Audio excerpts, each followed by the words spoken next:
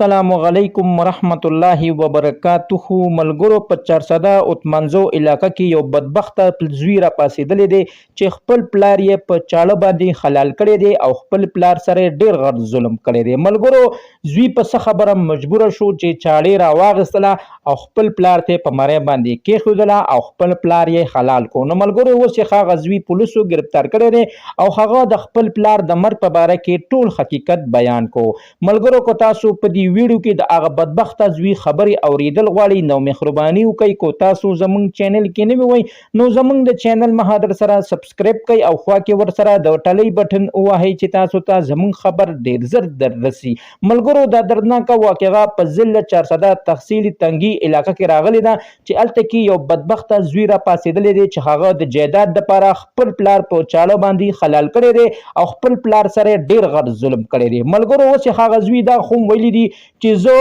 یو د دې زوی ما زما نور رونه نشته دی او دې پلار ماله په خپل جایداد کې حصه نه راکوله او ما ته ویل چې ته زما اړ زوی نه او زه د خپل د زوی زه خپل د بچو لیست نه ایستم ځکه چې زما 15 خویندې دي او زه 15 خویندو په سیل کې او تنها یو ورور شوم او په ټول جایداد باندې زما حصه هم کېدله خو پلار مې مانه حصه را نه کړله او پلار ما سره روزانه جنګ جګړې کولې. نو په دغه خبره زه مجبور شوم چې د شپې ما چاړه را واغستله او پلار مې په کټ کې پروت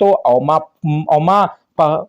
په ماغه کټ کې خپل پلار په چاړه باندې حلال کو او ما خپل پلار سره ډیر غټ ظلم کړی دی. ملګرو اوس د زوی په چغو جاړي او دغه وی چې ما زمانه ډیره غټه ګناه شوې ده ځکه چې زما هغه پلار چې د زمانه پر غټ محنت کړی دی زما هغه پلار چې د زمانه پر ګرمي برداشت کړی ده او زه